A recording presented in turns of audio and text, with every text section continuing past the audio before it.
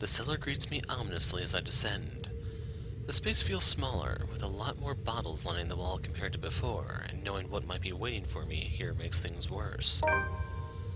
I almost hope, in a morbid and twisted sense, that Lorraine would just be standing there waiting for me.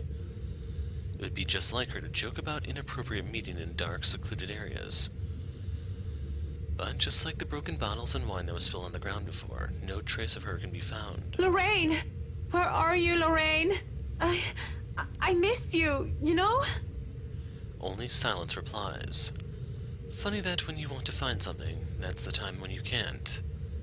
The thought that I wouldn't be able to see Lorraine one last time fills me with such despair. Sure, it was crazy to come here willingly in the first place, but all I'm really looking for is closure. And if I can't see her, the least I can do is offer her a prayer. On the verge of tears, I kneel in the middle of a dark, damp wine cellar and put my hands together in prayer. May God grant her eternal rest and... That is when her laughter fills the air. It rings along the walls until it echoes in my head, and like a siren song, it draws me in before it comes to a stop upon reaching a dead end. Ooh, could it be an adventure then? A secret passage? There must be a hidden switch somewhere. Go look! This is the most interesting thing you've done by far. A secret entrance, although the idea in and of itself is inane, only makes the entire endeavor even more perilous, but I need to find a way to open it. Already I'm running my hands against the wall in order to find some sort of hidden switch. It didn't give when I tried to push it open before, and I doubt that would have changed anytime soon. But if there's a door, there's always a way to open it, hopefully without need to break it down. A shame I can't roll for perception checks in real life. It's such a silly thing to say out loud, though there is no amusement on my face, and I do check, glancing at the mirror from the study. Though a sanity check would be more fitting right now, wouldn't it? Those are no fun, keep going. I mean, how long have I been down here, searching for the switch of a hidden door? In order to go find a dead girl, no less. It isn't only unreasonable, it's insane. At this point, they'll find me clawing at the walls, using my nails to try and see if there are any grooves or catches I might have missed. I'm surprised I haven't gone past the 10 minutes that was given me, and that I'm not being hauled out of here. I don't want to bank on the chance that I have more time, although I know it's... I really shouldn't let these kinds of things bother me too much right now. If I don't continue looking, there's no point in me going down here. Dirt and rocks stick underneath my nails in my search, but there. A section of the wall about the size of my palm and just as well hidden as the hollow wall is a switch, or a button rather. Face it, Tigress. You've just hit the jackpot. The excitement I feel at the discovery finds me pressing it without a second thought. But when a click echoes in the cellar and the hidden door creaks open, I stop. What should I do? No time like the present, eh? I have to hurry and... I turn around when there's a crash. In my haste, I bumped into the mirror, making it fall to the ground and shatter into 100 pieces. And shit. I hope that isn't an original piece. I don't think my insurance will be able to cover it. I can probably find an imitation to replace it and... Behind closed doors unlocked. The door slams shut behind me, and I nearly have a heart attack because of it. But when I see a much more visible lever on this side, I calm down and shake my head. On the other side is a passageway, an underground tunnel that has me mystified for a mere moment until I realize what it holds. Cells closed off by heavy iron bars line the sides. A general sense of death and decay lingers heavy, though the years should have taken away most, if not all, of the stench. Of the foul smell of humans and corpses alike being left to rot. The breeze, most likely coming from the other end of the passage, that goes through is to thank for that. If the place had been enclosed like a mausoleum, I imagine the odor would be fouler than it is now. Dear Lord in St. Adelaide, bless these poor souls. Okay, I give up on trying to track all these saints, I'm sorry. Every single time something happens, she calls out for a different one. I'm not going to sugarcoat it. Though the architecture of their time was magnificent, human rights wasn't exactly a big thing back then. And if the Ermengarde mansion had a place like this hidden away, who knows what sorts of heinous acts were done down here. There's no time to dwell on it further, though. Not when... A ghastly thing. A corpse of a woman leans on the wall. Her arms and limbs, almost every inch of her lithe body, is peppered with wounds and rotting flesh. And it is then the putrid smell of blood and gore hits me, making it so that I don't even question how I missed it in the first place. How long has this been here? Oh, that smell.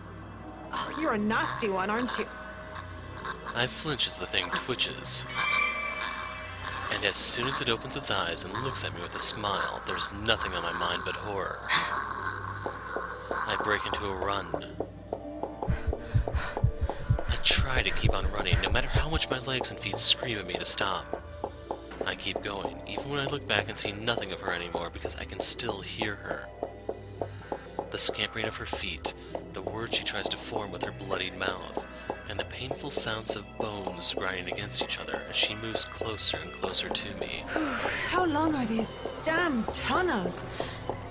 There's a split second where I know that thing is right behind me, a strange sensation creeping over my limbs when her presence looms over me.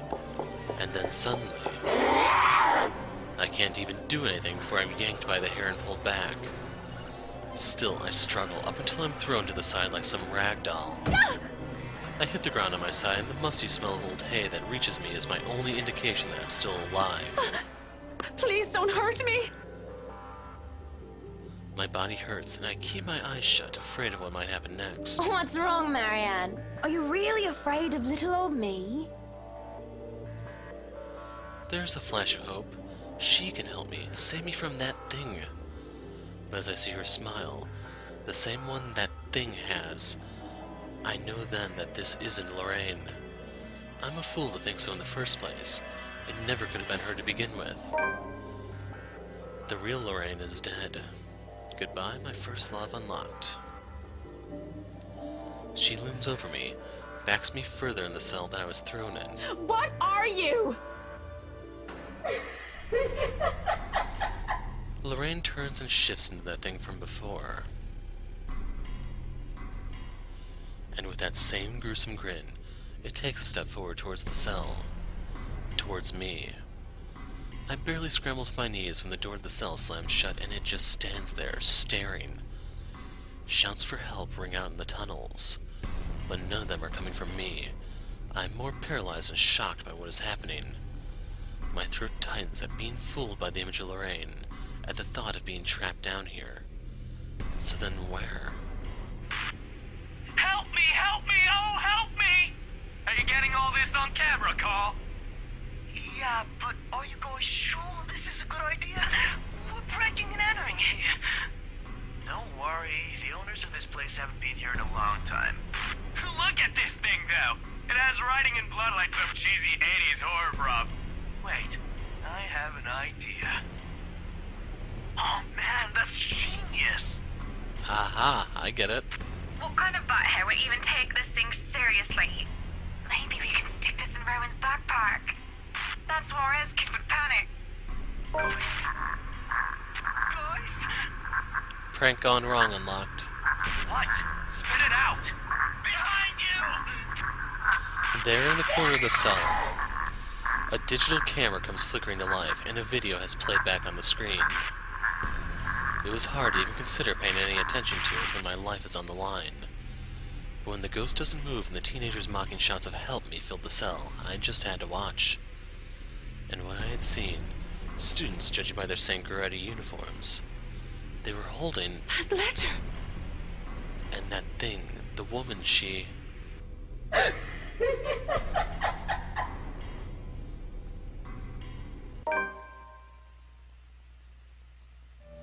So I'm not gonna mention what exactly they did. If you just think about it, you can probably guess what it was they did, and that was a real scumbag move. But anyway, that is it for now. I'm going to review the branching paths and decide what to do from here. The endings will probably be uploaded the following day. But it looks like this is a surviving route, so I need to find out how to get down here. So we'll probably be going for the other one once I figure it out. Anyway, I'm the Dark Hero. Thanks for watching, and goodbye.